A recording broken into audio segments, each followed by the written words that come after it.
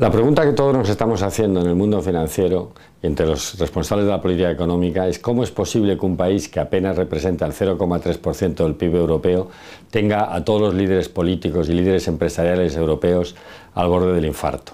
¿Cómo es posible que Europa esté en crisis por un país que apenas significa, como digo, menos del 0,3% del PIB? Y la respuesta, como siempre, es doble. Por un lado, Chipre es la primera vez en la historia que un programa de rescate, un programa de ayuda financiera ha sido rechazado de manera unánime por todo el Parlamento y eso, además, es especialmente grave en el contexto de la Unión Monetaria Europea.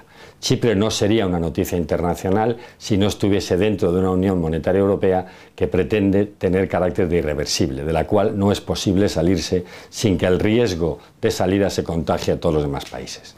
Lo que sucede en Chipre, fundamentalmente, es que hay un programa de rescate del orden de 16.000 millones de dólares, de los cuales la Unión Europea pone 10.000 y los chipriotas tenían que poner 6.000.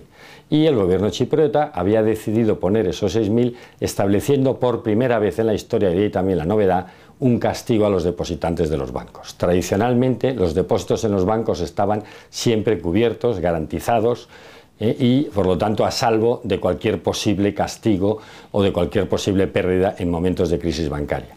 Es verdad que en el caso chipriota esto tiene una particularidad significativa. Una parte muy importante de esos depósitos son extranjeros y el tamaño de los depósitos en el contexto de la economía chipriota es 8 veces el PIB. Por lo tanto, parece obvio que el propio gobierno del país es incapaz de hacer frente a los depósitos y tiene que recurrir a la ayuda extranjera.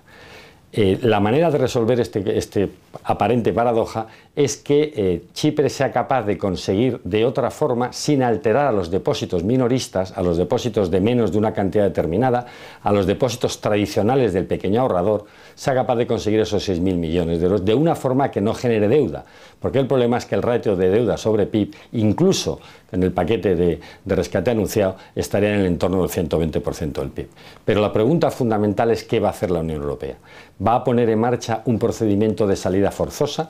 El Banco Central Europeo ya ha anunciado que si el lunes no hay un acuerdo, dejará de proveer de liquidez a los bancos y por lo tanto los bancos no tendrán dinero para hacer frente a los depósitos. El gobierno de Chipre y la Unión Europea están condenados a entenderse antes del lunes si no quieren provocar un pánico financiero que pondría en cuestión todo el edificio de la Unión Bancaria y de la Unión Monetaria Europea.